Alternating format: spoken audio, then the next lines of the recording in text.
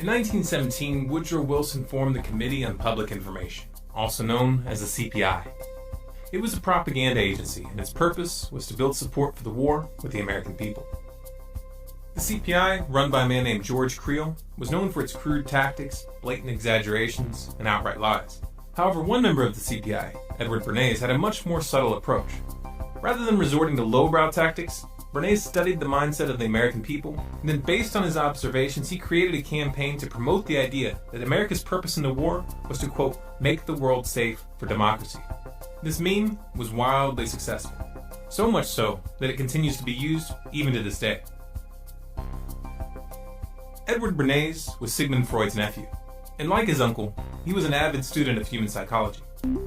Edward Bernays studied the writings of Freud, Le Bon, Wilfred Trutter, Walter Lippmann, and many others. He then combined their perspectives and synthesized them into an applied science. The success of his Make the World Safe for Democracy meme during the war, both at home and abroad, planted the seed of an idea in Bernays' mind.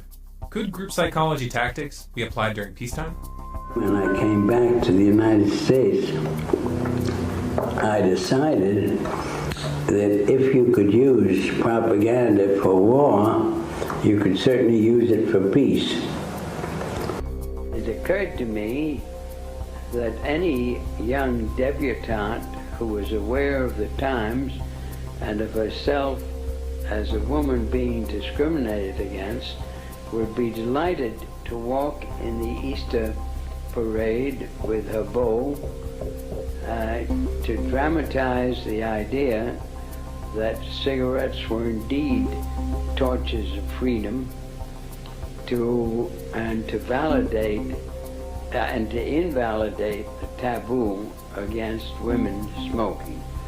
So I called up a debutante friend of mine, asked her to get another friend and two young men whom they liked, and I also instructed them on how to give information about what they did to the newsreels, weekly newsreels, to the newspapers, to the three important press associations, the AP, the United Press, and International News Service, and to walk from 34th Street to 57th and back and forth, lighting torches of freedom to protest man's inhumanity to women by a taboo against smoking.